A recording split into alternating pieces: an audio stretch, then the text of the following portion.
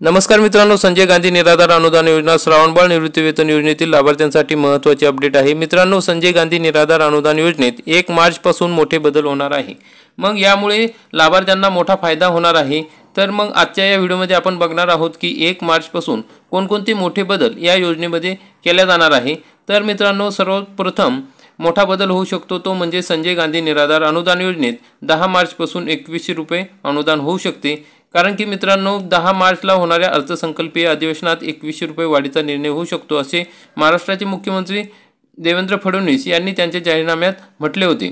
तर आता 10 मार्च रोजी महाराष्ट्राचा अर्थसंकल्प महाराष्ट्राचे अर्थमंत्री अजितदादा पवार हे सादर करणार आहे। यामध्ये पेन्शन वाढ होणार का याकडे सर्वांचे लक्ष लागलेले आहे। तर मित्रांनो, सरकारने त्यांच्या जाहीरनाम्यात सांगितले होते की वृद्ध नागरिकांना 1500 वरून 2100 रुपये अनुदान करण्यात येईल। आता अर्थसंकल्प पहिलाच अर्थसंकल्प सरकारचा असल्यामुळे त्यामध्ये हे अनुदान वाढू शकते। तर मित्रांनो, पुढील महत्त्वाचा बदल म्हणजे आता सर्व लाभार्थ्यांना डीबीटीद्वारे पैसे मिळणार आहे। कारण की आधी फक्त राज्य पुरस्कृत योजना जी आहे संजय गांधी श्रावणबाळ योजना यांनाच हे डिसेंबरपासून डीबीटीद्वारे पैसे मिळण्यास सुरुवात झालेली होती। परंतु शासनाने केंद्र व राज्य पुरस्कृत विशेष सहाय्य योजनेतील लाभार्थ्यांना अर्थसहाय्याचे वितरण डीबीटी पोर्टलद्वारे करण्यासाठी महाराष्ट्र शासन यांनी 18 फेब्रुवारी 2025 रोजी जी.आर. काढलेला आहे। त्यामध्ये आता इंदिरा गांधी तसेच संजय गांधी श्रावणबाळ योजना तसेच या सर्व निराधार योजनेतील लाभार्थ्यांना डीबीटीद्वारे वेतन मिळणार आहे। कारण की आतापर्यंत डिसेंबर 2024 ते जानेवारी 25 फेब्रुवारी 25 मार्च 2025 लाभार्थ्यांचे वेतन हे डीबीटी मार्फत होणार आहे। कारण की आता या वेतनासाठी सरकारने स्टेट बँक ऑफ इंडियामध्ये स्वतंत्र योजनानिय बँक खाते उघडले आहे आणि त्यासाठी निधीसुद्धा वर्ग केलेला आहे। मग या संदर्भात त्यांनी जी.आर. काढून सांगितले आहे की या ठिकाणी बघा 1293 कोटी रुपये वर्ग करण्यात आलेले आहे या जी.आर.मध्ये। मग ज्या लाभार्थ्यांना आतापर्यंत डिसेंबर आणि जानेवारीचे पैसे डीबीटीद्वारे मिळाले त्या लाभार्थ्यांना 2 महिन्याचे म्हणजे फेब्रुवारी आणि मार्च या 2 महिन्याचे 3000 रुपये एकत्र, ज्या लाभार्थ्यांना डिसेंबर आणि जानेवारी महिन्याचे पैसे डीबीटीद्वारे मिळालेले नाही आणि त्यांचे डीबीटी झालेले आहे त्यांना 4 महिन्याचे म्हणजे एकूण 6000 रुपये या ठिकाणी मिळणार आहे। तर मित्रांनो, मग यामध्ये जर तुम्हाला वेतन हे डीबीटीद्वारे हवे असेल तर त्या ठिकाणी तुम्हाला काही काम करणे गरजेचे आहे। तुमचे बँक खात्याला तुमचे आधार लिंक म्हणजे डीबीटी लिंक असणे गरजेचे आहे।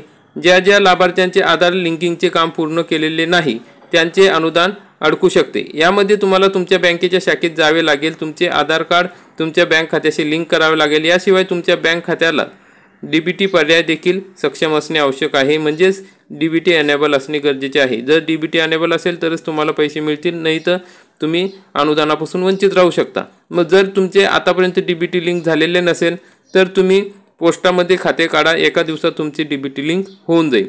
तर अशा प्रकारचा महत्त्वाचा बदल आहे, म्हणजे इथून पुढचे सर्व वेतन हे तुम्हाला डीबीटीद्वारेच मिळणार आहे। तसेच मित्रांनो, संजय गांधी निराधार अनुदान योजनेच्या आर्थिक मर्यादेत वाढ करण्यात आलेली आहे। आधी शहरी भागासाठी 27000 रुपये पात्रता होती, ग्रामीण भागात 21000 रुपये जर तुमचं उत्पन्न असेल तर तुम्ही या योजनेचा लाभ घेऊ शकत होते। तर मग आता शहरी भागासाठी 1,20,000 रुपये पर्यंत वाढ करण्यात आलेली आहे, म्हणजे तुमचं मासिक वेतन जर 10,000 रुपये असेल तरी सुद्धा तुम्ही या योजनेचा लाभ घेऊ शकता। ग्रामीण भागासाठी 1,00,000 रुपयाची मर्यादा करण्यात आलेली आहे, म्हणजे तुम्हाला आता 8,333 रुपये प्रति महिना असेल तरी तुम्ही त्याचा लाभ घेऊ शकता।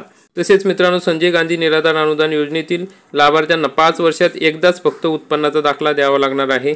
कारण की संजय गांधी निराधार अनुदान योजना व श्रावणबाळ सेवा राज्य निवृत्ती वेतन योजनेतील 50 वर्षापुढील म्हणजे ज्यांचं वय 50 वर्षापेक्षा जास्त आहे त्या लाभार्थ्यांना आता 5 वर्षातून एकदाच उत्पन्नाचा दाखला द्यावा लागणार आहे। पुढील महत्त्वाचा बदल म्हणजे निराधार योजनेची जे पेन्शन आहे ते महिन्याच्या 5 तारखेला होऊ शकणार आहे। कारण की सर्व लाभार्थी या ठिकाणी जर डीबीटी पोर्टलला जोडले गेले तर त्या ठिकाणी शासनाला एकाच दिवशी हे पैसे वर्ग करण्यासाठी सोपे जाणार आहे।